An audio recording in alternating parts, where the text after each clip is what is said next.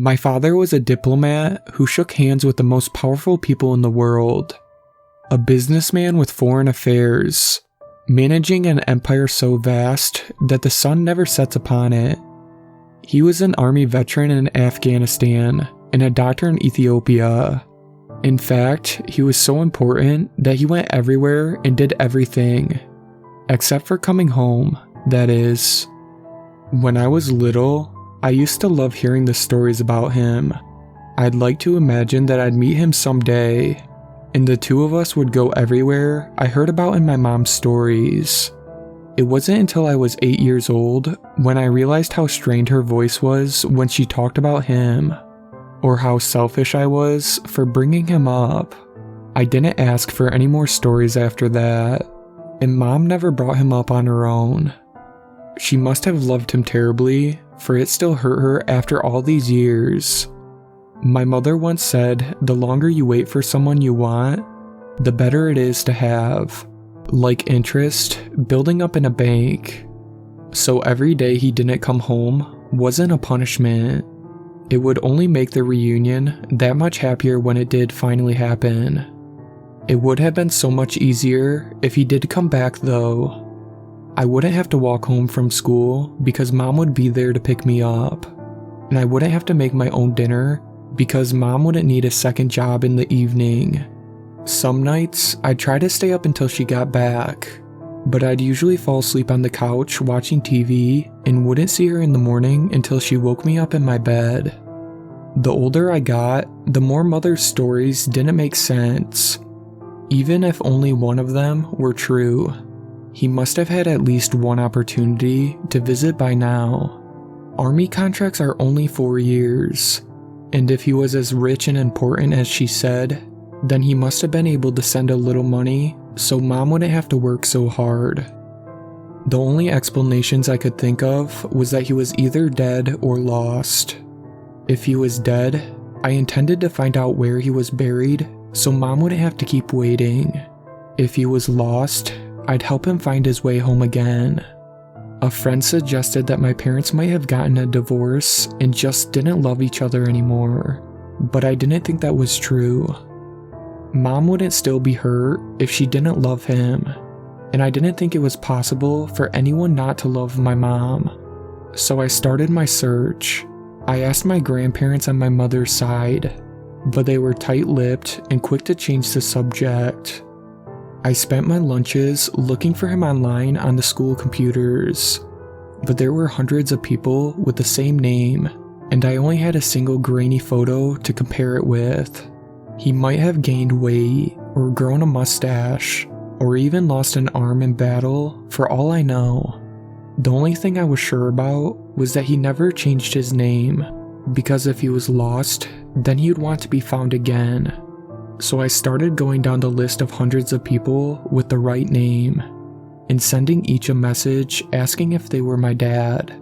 Most didn't reply, some seemed concerned, others creepy, but I didn't let that bother me. I started out with my city, Serenity Falls, but quickly extended my search to the whole state of Wisconsin.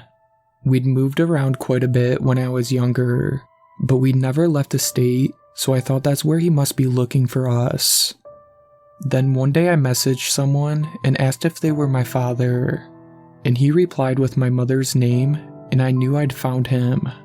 He was older than I expected, and most of his hair was gone, but he still looked a lot like the photograph, a lot like me, and no one using the other school computers could understand why I started to cry. He asked a lot of questions about my mother. He asked for pictures of her, and wanted me to tell him everything. I told him what city we lived in, and he promised to drive there right away, even though it was 100 miles. He didn't seem to mind that Mom would still be at work because he was excited to meet me too. For the first time in my life, my dad was going to pick me up from school. I couldn't focus or sit still through any of my remaining classes. When the bell finally rang, I exploded out of my chair so fast I knocked my whole desk over, but I didn't stay to pick it up.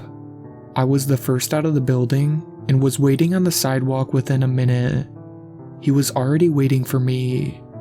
My dad had even less hair than his pictures, but I didn't mind because he drove a red Ferrari. I asked if he was really an international businessman, and he laughed and he said he did that in his spare time. He didn't want to meet Mom at home or at work because that wasn't romantic. Instead, he wanted to take me to the real Serenity Falls the town is named after. That's where they had their first date, and she could meet us there. I texted my mom and let her know a surprise was waiting for her there, and she promised to get off work early. It was only about a 20-minute drive, but I feel like we were really bonded in that time. Dad didn't like to talk about himself, and asking me 1,000 questions instead. What games did I like to play? How was I doing in my classes? Who were my friends? And 1,000 other things. His eyes would light up with even the most boring answer, as though it was a miraculous revelation from on high. I teased him for that, but he got all serious and said, "You don't understand. I didn't even know you existed until today. You aren't just telling me about yourself. You're being created from nothing right here in front of my eyes. It really is a bit like a miracle." Serenity Falls was quiet around the Christmas season. We were the only ones in the parking lot, so we got to drive all the way to the head of the trail, which led us to the viewpoint. The water was all frozen in snow and ice, and it wouldn't be a waterfall again until the thaw of the spring.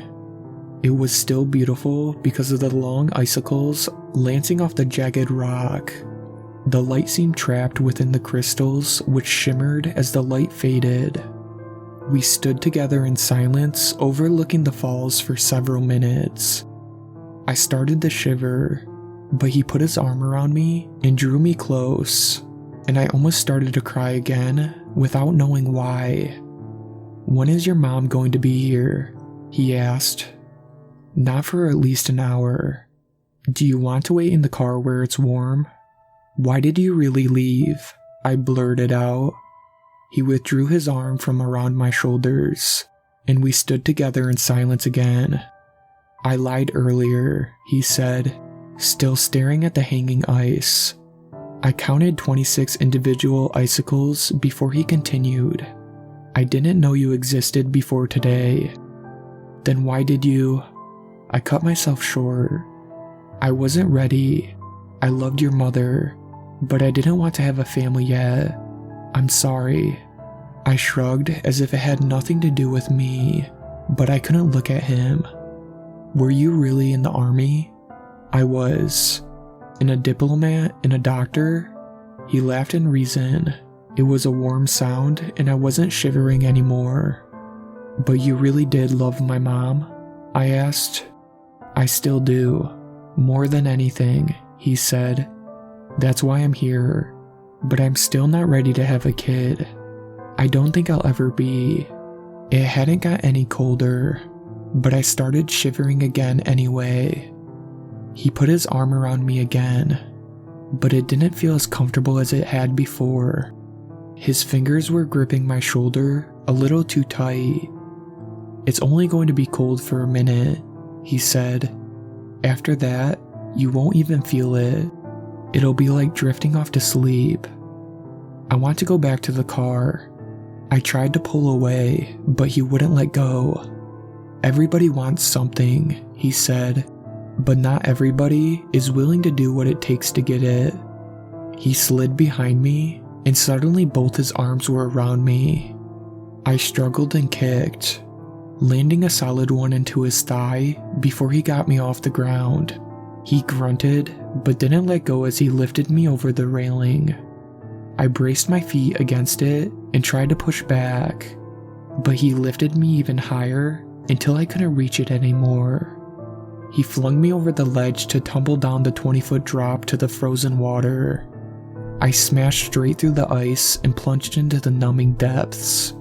I spun over once or twice trying to orient myself, and by the time I was able to surge upward again, I couldn't find the hole I'd broken through.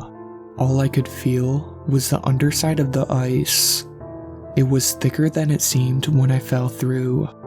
My numb fist moved sluggishly through the water, pounding feebly. I went back to search for the hole instead, but the freezing water stung my eyes so badly I could barely see. I saw the vague outline of his shape through the ice though. He was standing directly over me, looking down. He watched me flail against the underside. The weight of my wet clothes was beginning to drag me down, and my chest felt like it was about to explode.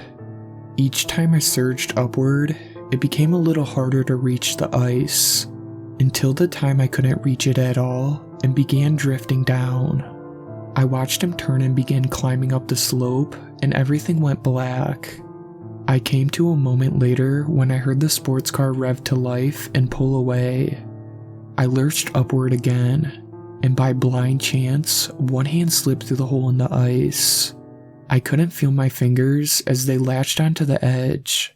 Somehow the air was even colder than the water, but inch by excruciating inch, I dragged myself upward until I pulled myself from the water. I was barely alive when my mom found me. I didn't want to tell her what happened, but even lies to protect someone can do more harm than good. I told her everything, and she promised never to let that man back into our life again. If my children ever ask me about my father, I'm going to tell them the truth, that he tried to kill me, that he was never caught, and that no family is incomplete that has love.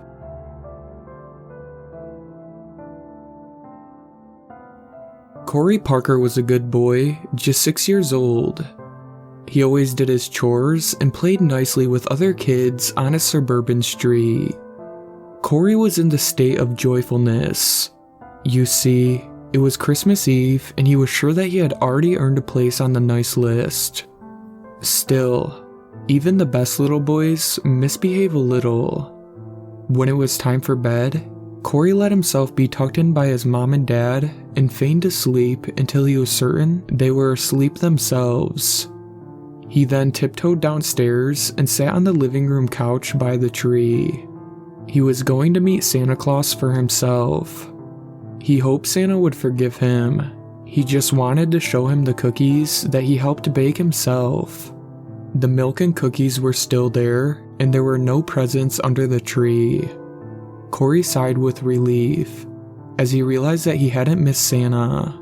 He sat on the couch for what felt like a lifetime, but was really less than an hour.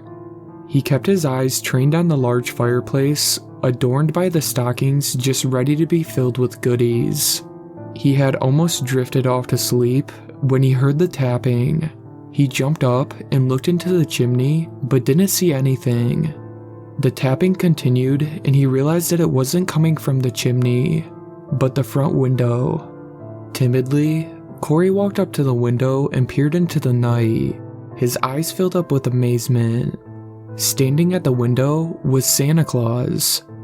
He was tall with rosy cheeks and a big white beard. Over his shoulder was a large red sack filled with who knows what kinds of treasures. "Santa!" Corey exclaimed. "It's me. It's Corey. I'm sorry I didn't stay in bed, but I had to meet you. Please forgive me." "Ho ho ho. Why of course, Corey. Santa could never be mad at you. Say, why don't you open the door and let me in? My elves have worked hard on your gifts," he said with a shuffle of his bag. Corey nodded and smiled. He walked up to the door cheerfully and was just about to open it when a nagging feeling stopped him. Corey's mom had always said that when he had a bad feeling, it was his guardian angel telling him that something was wrong. "Santa?" Corey said through the door. "Why didn't you come down the chimney?" Something felt wrong about this. "Ho, it's a long story, Cody. I'll tell you when I get inside." Corey felt his stomach drop. Had Santa just called him Cody? The real Santa would never get his name wrong. He had an idea. "Santa, he asked. "Did you bring me the Hot Wheels set that I asked for?" Corey waited in bated breath. "Why, of course I did. Let me in so I can give it to you." Corey felt sick. If this was the real Santa, then he would have known that Corey had asked for roller skates for Christmas. Whoever this was, it wasn't Santa. Corey slowly backed away from the door before running up to his room. All the while, he ignored the man calling out to him. He ran into the bed and buried himself deep into the covers and squeezed his eyes shut. He stayed that way until he fell asleep. The next morning, Corey awoke to the sound of sirens on his street. He ignored the gifts piled high under the tree and ran to his parents, who were looking out the window in horror. When they noticed him, they shut the blinds and put on fake smiles, but Corey could tell that they were shaken. They never let him see the mutilated bodies of the Stevenson family lying in a neat row across their lawn. The next week, the police held a conference to discuss the case. Everyone in the house had been murdered, including Corey's friend Billy. What baffled the police was that there was no forced entry to the house. It was almost as if someone had just let the killer in.